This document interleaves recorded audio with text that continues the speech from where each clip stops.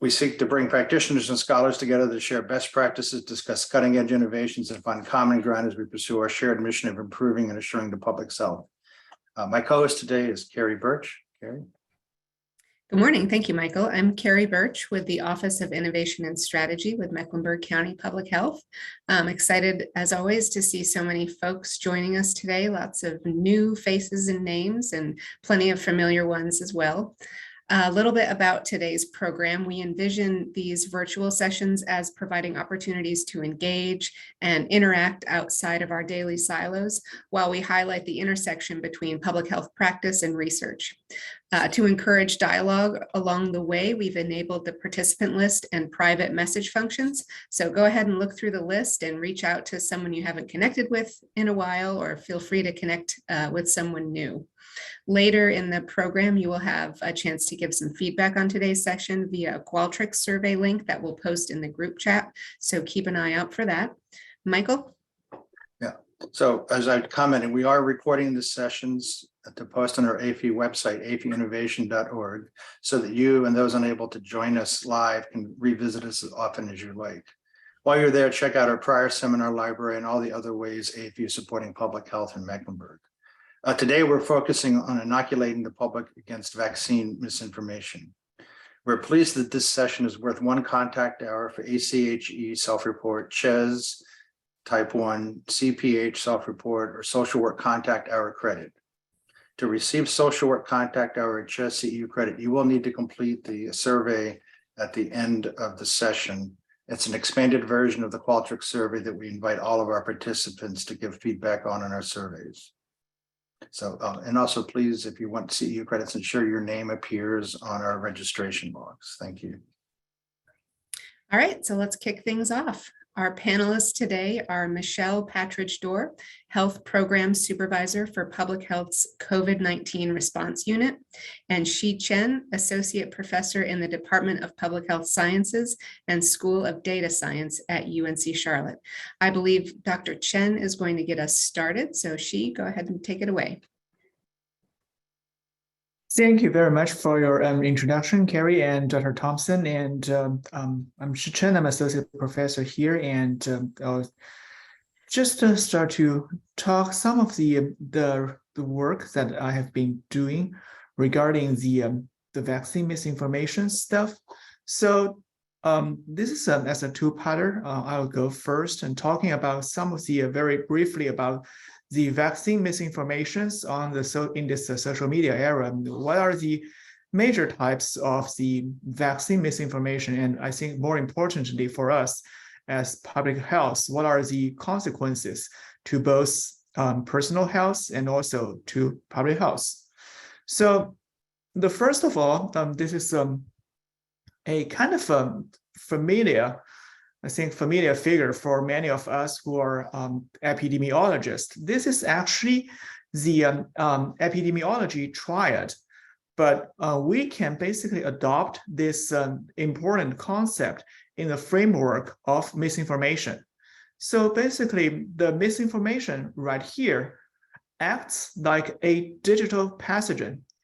And more importantly, misinformation is actually an umbrella term. So misinformation, this thing is not just one specific pathogen. It's actually related to a lot of different types of misinformation, which I will detail in a couple of minutes, and also different narratives surrounded by those misinformation.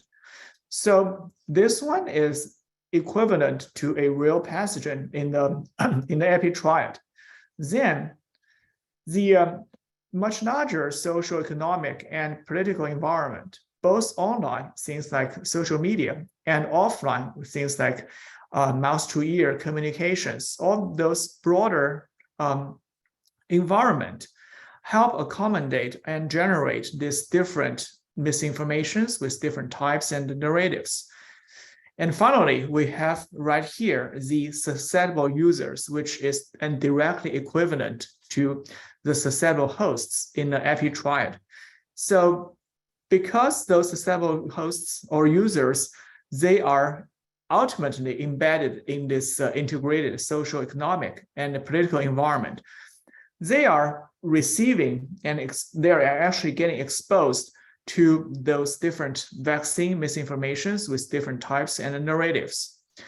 And we hypothesize that those misinformation, which almost acts like a digital pathogen, they take the effects by arousing the users and then, more importantly, making the users believing the narratives of those misinformation.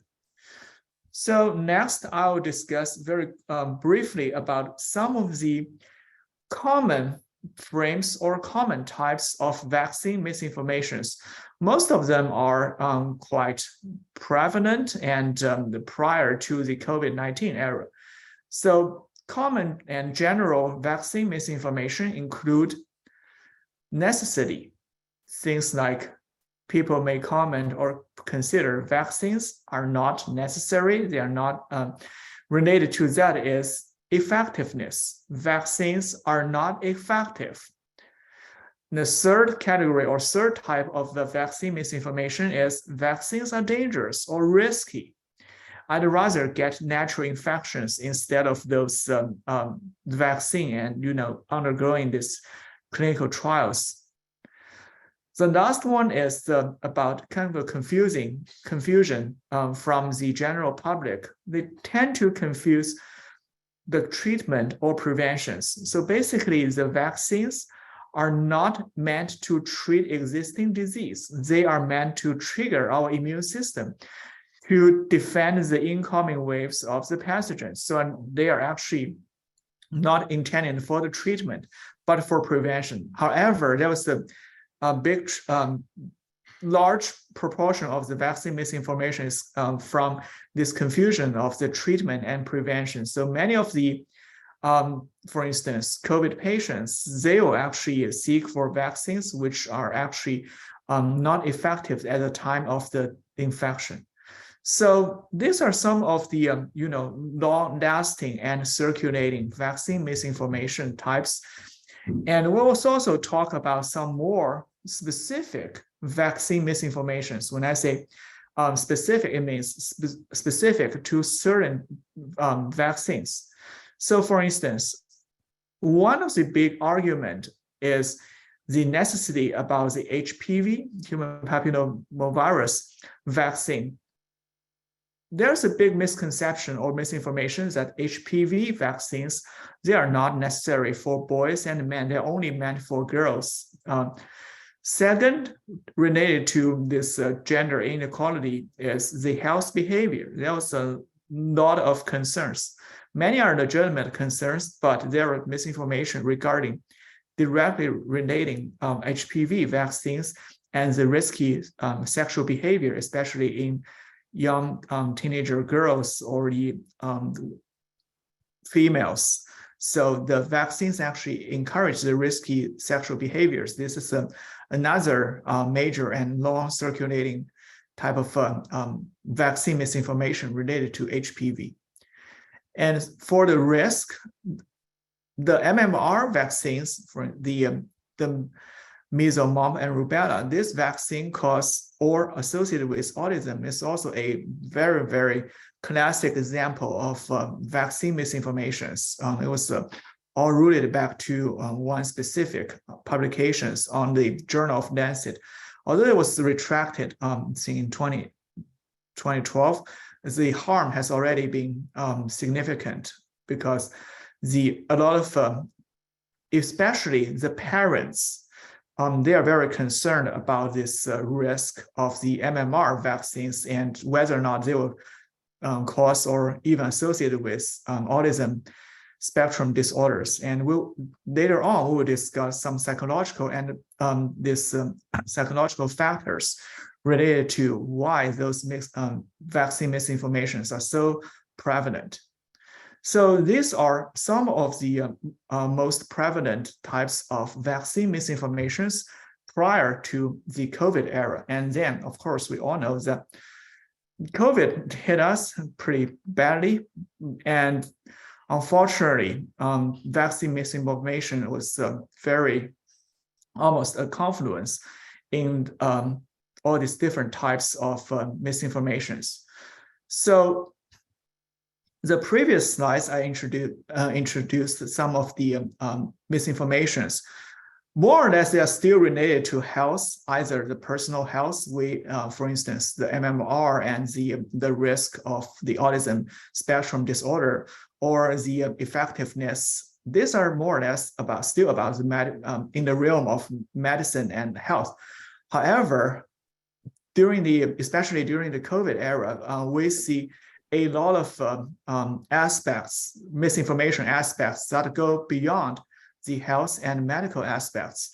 And there was actually a paper talking about the COVID-19 vaccine, the trolls, this misinformation is actually weaponized the troll on the social media. So these misinformation are beyond the context of health and medicine, things related to, so for instance, especially in the United States, this partisan divisions about the government mandates about COVID-19 vaccine, and of course, the origins of the virus, and where does it come from, and the origins of vaccine, who is actually making all these vaccines, and you can, of course, we all experience this, a lot of finger pointings here and there, these geopolitical disputes.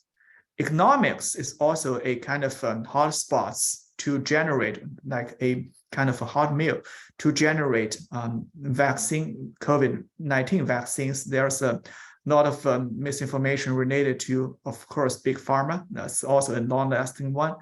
But this is especially profound during the COVID-19 era. The economic gain by those pharmaceutical companies to produce those COVID-19 vaccines and put on these economic burdens on the individuals, especially those already in the economically challenged conditions. And directly related to the economic aspects of the misinformation, we also have the societal issues. So for instance, there's a lot of COVID-19 vaccine misinformation. They consider it's actually reducing the fitness of certain groups of individuals. And these certain groups, depending on the propagator's perspective, the certain groups can be different political preference, different race, different ethnicity, different class in the society, etc. So as we can see here, the COVID-19 vaccine misinformation goes way beyond just the medical and health issue. Is actually a confluence of the complicated, intermingled, the political, economic, and societal issues. And I'll further show a few more examples of the new types of the COVID-19 vaccine misinformation, which are rarely seen before the pandemic era. So the new types of the COVID-19 vaccine misinformation include attacks about or conspiracy theory about the technology, like the microchips. The government use microchips to track those who get vaccines. Of course, that's not only just the technology, also the societal issues related to the personal freedom. And also the technology, the new technology, especially in the context of United States, we are more familiar with the new mRNA technology. And unfortunately, mRNA is, this technology is in theory kind of related to genetically modified or genetic engineering. So genetic engineering, you can hear that's another hot topic about the misinformation. So it's very natural for the propagators to develop these new types of the vaccine misinformation and relates this emerging technology, the mRNA, this biotechnology, with this long-lasting type of misinformation, genetically modified organism. So these are the new types of the vaccine misinformations we have witnessed during this COVID-19 era. And unfortunately, again, this is beyond only the technology or the medical and health. It's still intermingled with the political and societal and the economic issues. Another new emergent types of the misinformation is distortion and misinterpretation of the data and information from the reliable sources. So we have seen examples, for instance, the excessive deaths during the COVID era. There are a lot of excessive deaths because of the pandemic itself. However, if someone, especially those influencing individuals on social media, they distort and misinterpret the excessive deaths as the result of the vaccine and the vaccinations, this can become very problematic. So, for instance, there is a profound piece of vaccine misinformation which claims most deaths are in the United States in the 2020, especially the elderly people. Most of the deaths, they are vaccinated people. So if someone who is not really educated about those things about confounding factors and causal relationships and associations, they'll tend to believe this type of claims very easily because they are based on the real data. Because yes, of course, in 2022, especially the elderly populations, like more than 95 of them are vaccinated. Most of these deaths, of course, they are vaccinated people, but that doesn't necessarily mean that vaccinations actually cause this excessive deaths. It's just an intentional, sometimes unintentional, or even sometimes intentionally distorting and misinterpreting the data, and to fit the agenda of the propagators. So these are some of the new emergent types of the COVID vaccine misinformations we have unfortunately witnessed during this pandemic. Next, I want to shift a little bit and talk about why we see all these different types of the new vaccination misinformations. Why are they causing so much consequences, so intensive consequences on personal, for instance, personal choice about whether or not to being vaccinated? And of course, for public health, if there's no vaccination uptake rate, that would definitely be very problematic to our overall efforts to combat the COVID, this pandemic. This is actually an Ackerman's 6 basic emotions. When we are having actually reading all these vaccine misinformations, and I think many of us have already been aware for a long period of time, especially during this social media era. A lot of misinformations are actually using this clickbait-like these titles or sentences. This is because, according to communication theory and psychological theory, a lot of the basic emotions are actually negative emotions. If we look at these 6 basic emotions, we have anger, which is actually negative. Surprise, not really negative, but we definitely do not really put it on the positive side. Sadness is negative. Fear is negative. Disgust is negative. Only happiness is a positive emotion or positive sentiment. So as we can see here, at least 4 out of 6, the basic emotions are negative. And it's very easy actually for the negative emotions or negative sentiments to be picked up and amplified on the social media. And vaccine misinformations, especially the COVID-19 vaccine misinformations, they are actually using this technique to manipulate the personal, the psychology of the person of a person. So, for instance, let's say related to our previous discussions on the MMR vaccines and its associations with autism spectrum disorder, or the COVID-19 vaccines with the risk of death. This belongs to the fear categories. And for the MMR vaccines, especially for parents with young kids, even a very slight belief of this misinformation may result in the refusal of the vaccination, MMR vaccination to their kid, because again, this thing is not linear. When we weigh the risk and benefits, we may, because of this fear of this autism spectrum disorder, we may weigh this risk more. Megan is 30 minutes late. Just hold on.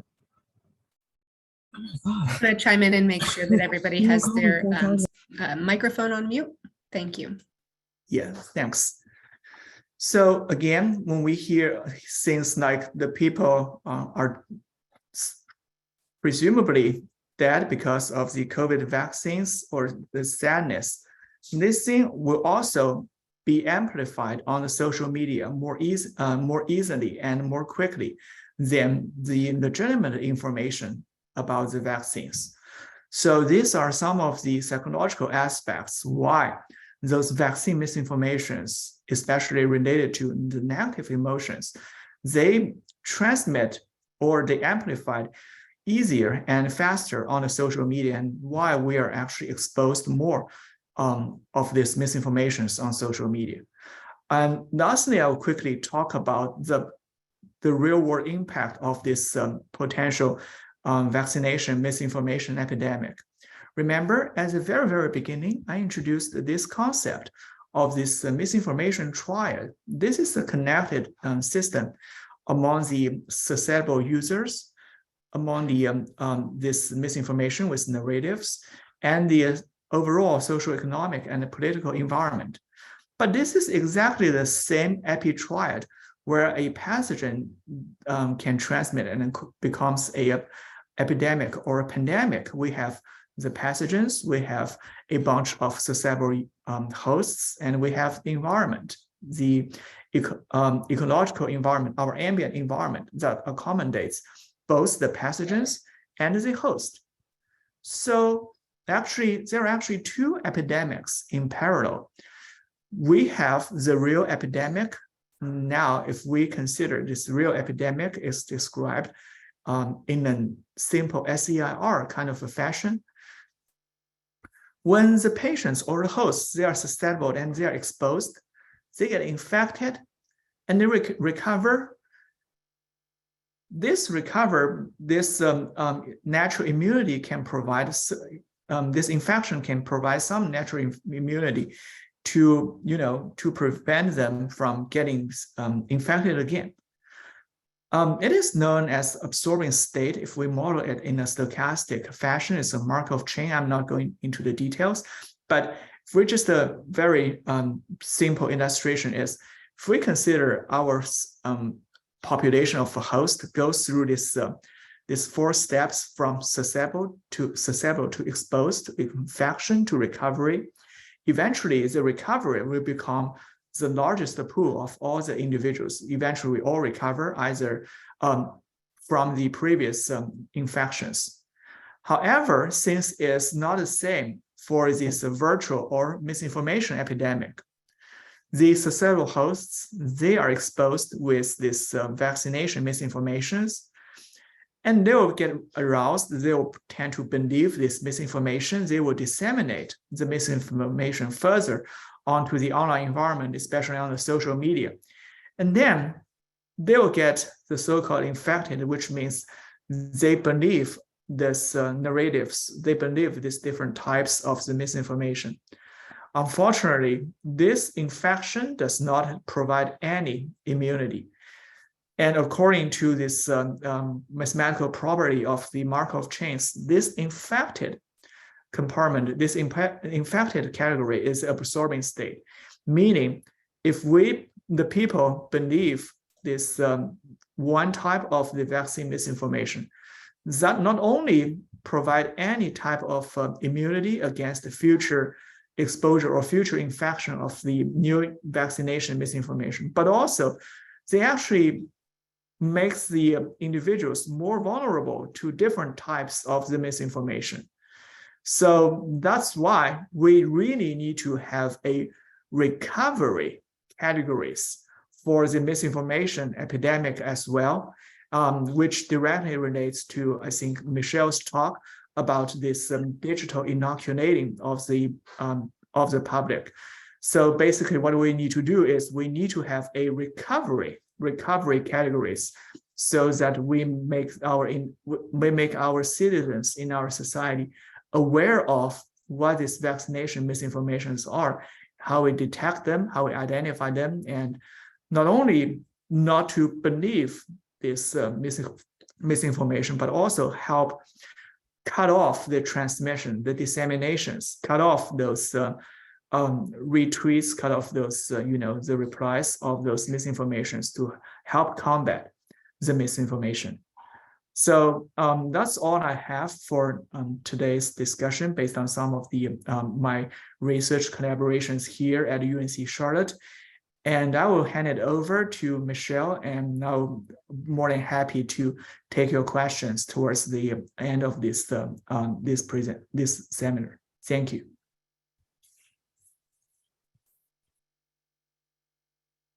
Thank you, Dr. Chen. That was wonderful. I think I'm just going to have a minute of transition from your slides to Michelle's slides.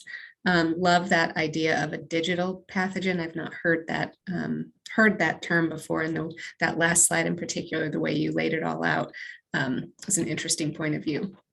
All right, Michelle, ready? I'm ready. Thanks, Carrie. Hi, I'm Michelle Partridge-Doerr. I'm a health program supervisor at Mecklenburg County Public Health. My background's in communications, and I'm currently enrolled in the MPH program at UNC Charlotte. So as part of the COVID response unit, I'm responsible for communications and guidance about COVID-19, which includes helping the county respond to COVID-19 misinformation. Next slide. So Dr. Chen gave a really comprehensive explanation of vaccine misinformation. I'm going to focus on COVID-19 misinformation, specifically the 3 tactics I'm using to identify and address the COVID-19 misinformation that's circulating in the county right now. First, it's important to note that social media is the main place we're seeing COVID-19 misinformation, and it's therefore the place where we're investing the most time addressing misinformation that gets posted on our accounts. We respond quickly to comments, but we don't respond to every post. Like Dr. Chen said, we don't want to amplify the negative emotions. We have to strike a balance. So the second one, we also get requests from community partners for help addressing the COVID-19 misinformation that they're hearing. And in response to these requests, I've crafted some flyers, infographics. I've written up blurbs for church bulletins and newsletters and things like that, like other print materials. And then lastly, I try to stay current on the national data and research about misinformation so I can hopefully get ahead of some of the stuff we're seeing and proactively create content for the county website and media releases, meetings, and things like that. So next slide. The first tactic is social media. I've been looking at the comments on the county's posts about COVID-19 specifically and noting any of the misinformation I see and then sorting it by topic. And so this chart breaks down the prevalence of different topics of COVID-19 misinformation that I've seen just in the previous 2 months. There's a whole backlog that I'm still researching and collating. So as you can see, the vaccine and government topics, specifically mistrust in the government, represent the vast majority of the misinformation. That's not surprising, the government part, because they're responding to us, we're the government. But it also reflects national trends. So I've actually been able to craft some of my responses from the many resources out there, which I'll talk about just a little bit later. Next slide. So here are some examples of misinformation about government. These are from Facebook, Meta, and Twitter. You can see themes of mistrust, lying, fear-mongering, control, misusing funds. I especially like the one on the bottom right. Our social media manager and I had a good laugh about the idea of someone making $95K to tweet about COVID-19 for a local health department. So that next slide, those are just some examples. So this slide, I know I mentioned the many resources I use to track and understand and respond to misinformation. Researchers have been analyzing misinformation for decades, long before the start of COVID-19 pandemic, although the work has certainly ramped up since then. So now we have a rich body of knowledge around concepts like the infodemic, misinformation versus disinformation versus malinformation, bots, trolls. Dr. Chen talked about a lot of these. it's way more than I can cover in this presentation, but I did want to share one concept that has been particularly useful to me, and that is denialism. And again, this predates COVID-19. It's not specifically about vaccines, but it definitely highlights the anti-science, anti-government vibe of the misinformation that I'm trying to address. So I love this example. Down at the bottom, it's a comment on the county's post about CDC research showing the effectiveness of the updated COVID-19 vaccine. And it very helpfully illustrates all 5 characteristics of denialism. I wish I had a little gold star I could click to put on there. So the first little highlighted part reads something like, provide data from an organization other than the CDC. As in, I will not accept data that doesn't come from like the 2 or 3 sources I trust. So that is selective use of medical literature.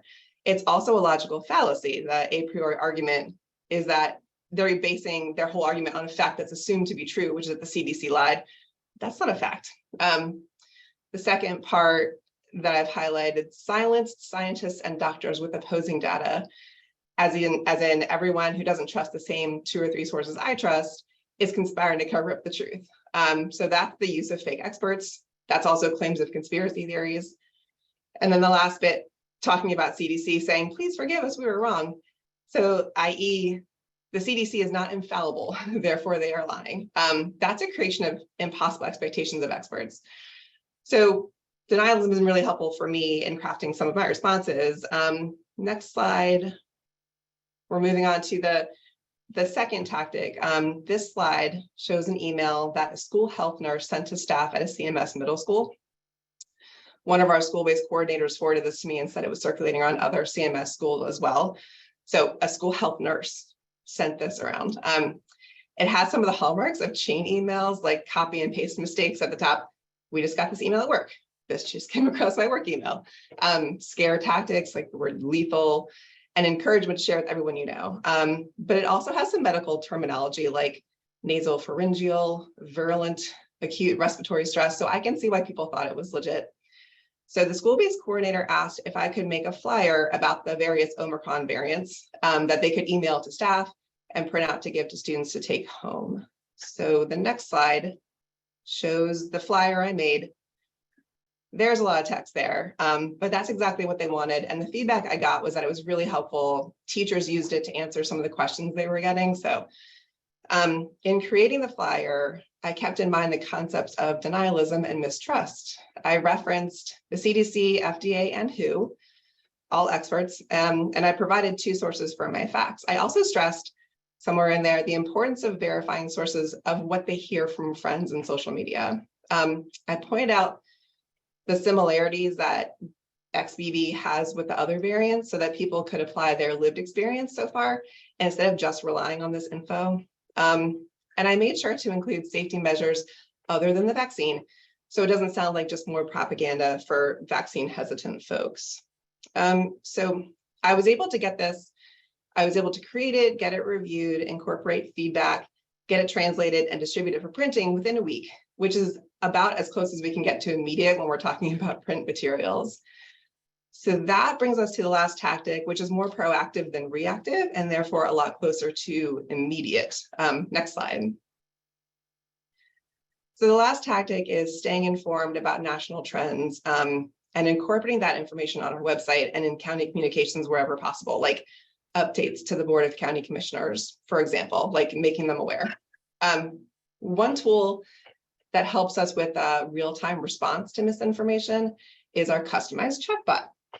I submitted an entry on behalf of Mecklenburg County Health Department to a competition to have an embedded chatbot that answers questions about COVID-19 vaccines using AI. And we were one of 3 winners nationwide. The chatbot was created by Johns Hopkins International Vaccine Access Center and IBM, so you know, the experts. And they also manage it, which is a huge plus for me. The coolest thing is that it's totally customized for the county's branding and our local resources. Next slide. So this is a demo. You can see that the chatbot has a static position on the bottom right-hand corner of our site, which is where people look for chatbots. It has some suggested questions, but users, of course, can type in their own. In terms of customization, the user is directed to our interactive Google map, which is specific to Mecklenburg County. Then you can also see the county seal and the county colors are all integrated. So the chatbot has the same look and feel as the rest of the site. It doesn't look out of place. Side note, the CDC has a lot of really cool widgets that you can embed on your site to like figure out if you should isolate or like when you should get vaccinated. And so I embedded a couple of them on our COVID pages. Well, users said that they didn't even notice the widgets at all because they thought they were ads. So because they had different colors and different brandings and logos. And so that's why it's so great that this chatbot is so well integrated to our site. Next slide, please. So the chatbot went live on our site in late November 2022, and we've gotten one set of usage data so far. So what does the data tell us about COVID-19 misinformation in the county? We learned that the most popular questions used language that reflects common misinformation about vaccine safety. So what do we do with this information? Well, the folks at Johns Hopkins and IBM are constantly fine-tuning the AI, so they'll likely build in more nuanced responses to questions about safety. And I know that I can find resources like links and language if I need to craft some responses to vaccine safety misinformation that I see on social media or that partners bring to my attention. So it's a tool for me too. Next slide. So here are some key points, the TLDR slide. We're analyzing and responding to comments on county social media. We're listening to our community partners and providing content for them to share. We're following national and local misinformation trends through individual research and reports from our chatbot partners and disseminating facts in ways that make the most sense for our community. And lastly, we're continuing to collect data and will adjust our tactics as needed, just like we've been doing since the beginning of the pandemic. Next slide, last slide, I think. Yeah, that's it. I'd love to hear from you guys. I also want to point out the links I added to the bottom of the slide. If you want to learn more about the concepts we talked about, check out some of the resources that I use to track COVID-19 misinformation, and then to see the chatbot live in action on our website. Thank you.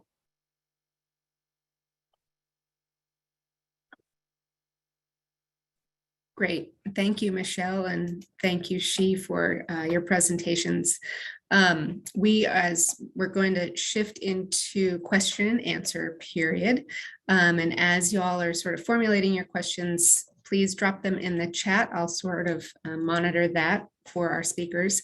And as we prepare to do that, Michael is going to also drop into the chat a link to the Qualtrics survey to give us your feedback on today's session. We ask that you take 2 minutes to complete this anonymous survey to help us guide us as we plan these future sessions. For those of you, I think Michael mentioned this earlier in the session, for those of you that are requesting CHES or social work credit, your responses in that area will lead you to a separate set of questions.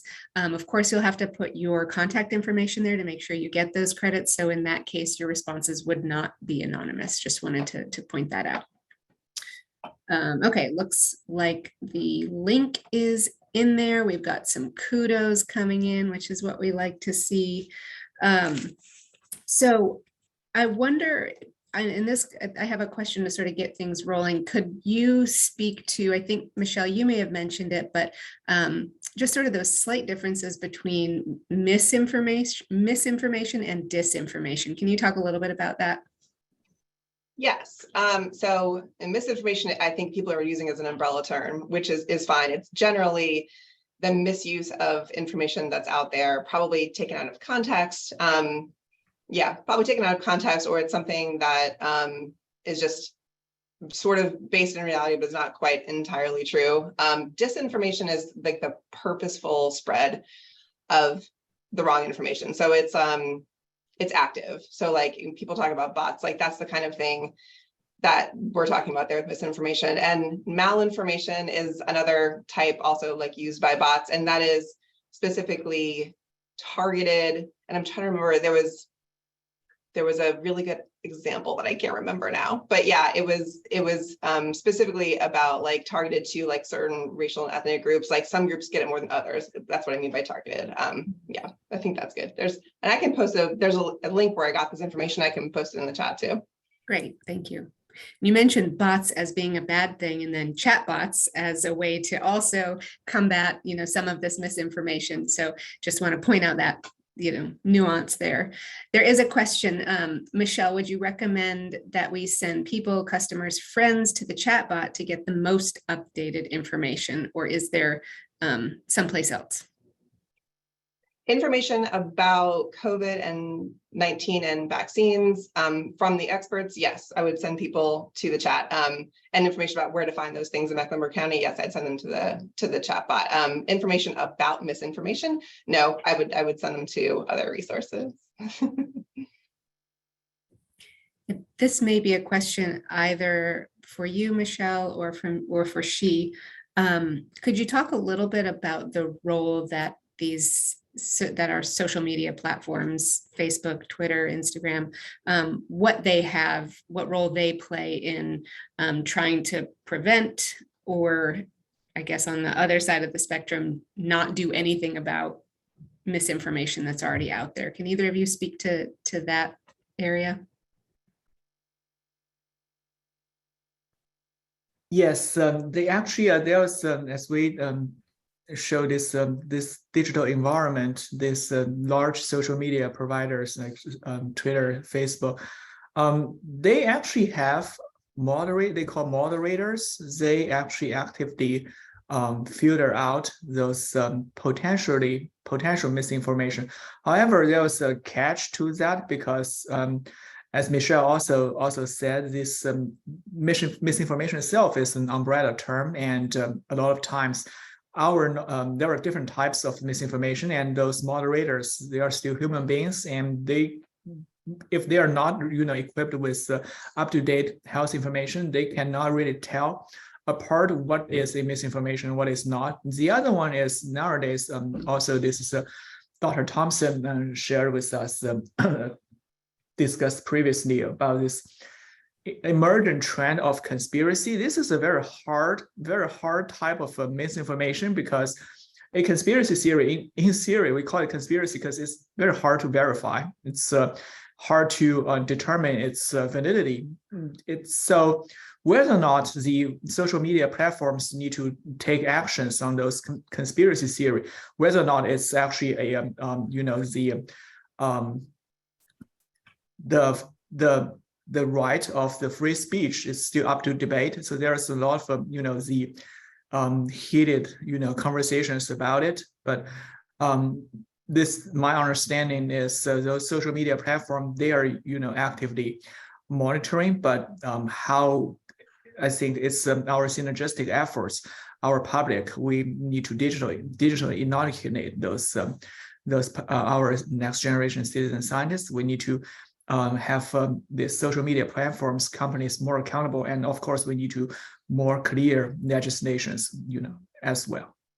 So that's just my personal comments on it. Thank you, Shi. I know there was an instance a couple months ago, I had read an article on WFAE's website, right? And then on my social media, I saw the same article because I follow WFAE on social media. And I tried to share it, and Facebook gave me an alert.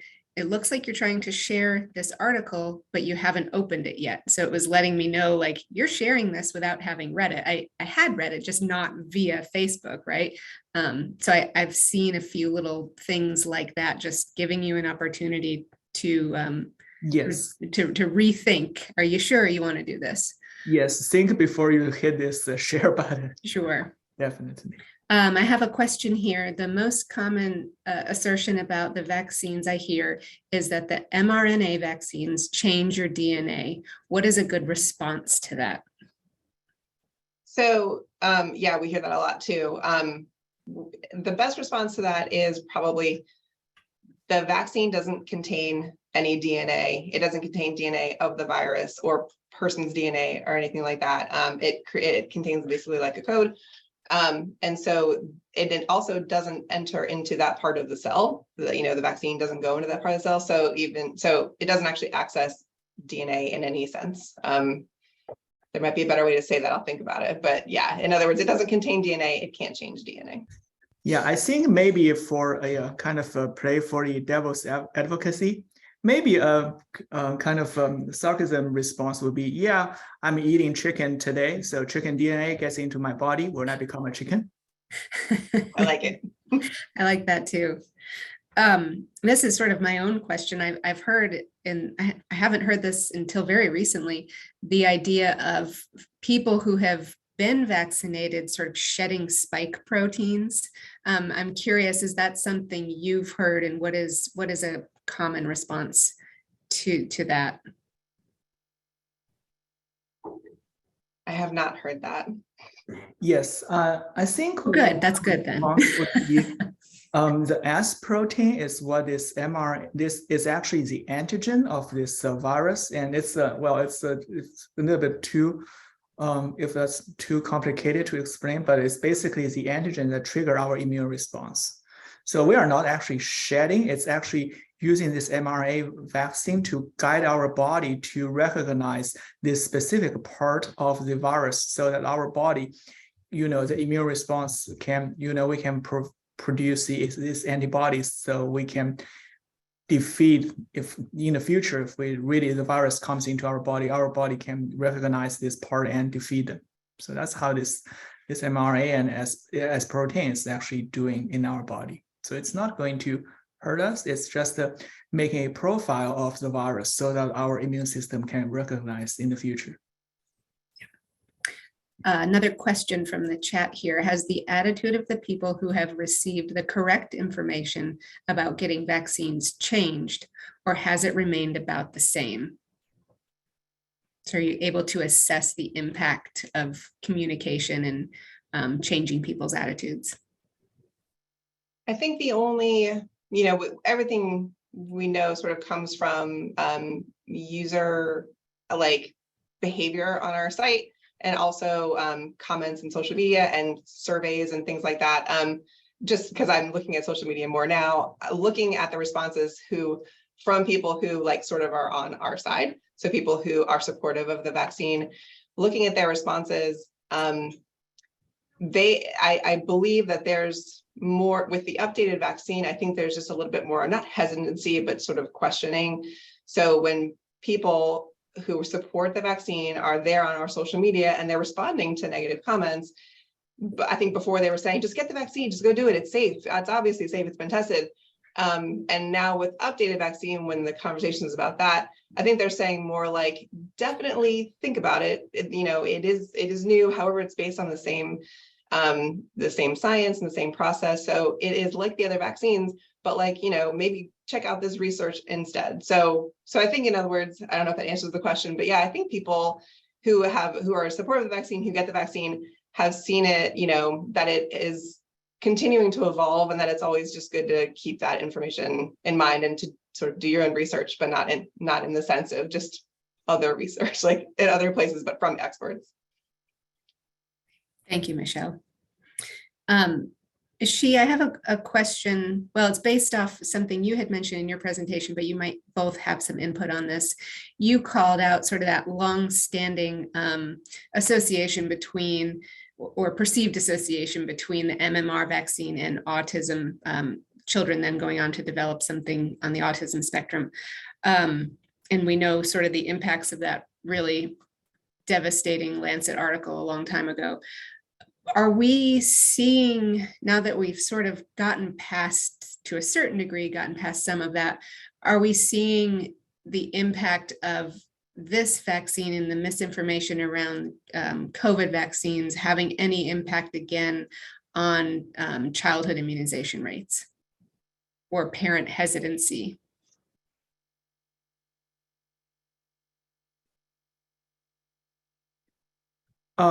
Yes, I can definitely see that because I'm a dad of a 5-year-old right here in the corner. We definitely see a lot of discussions and concerns from the parents. That's definitely we call it a legitimate concerns, but into the realm of the misinformation, that's another level. But the misinformation is just claimed is non-existent. association between things like what we have seen in this MMR and autism spectrum disorder. Fortunately, so far we haven't seen these the claimed associations between pediatric COVID vaccine and any of these pediatric conditions. But maybe because I'm not a clinician, I haven't really seen a lot of these discussions outside of the public health realm. But just from a father's perspective, I understand the concerns from the parents, but fortunately, it's not as devastating as the MMR, this misinformation.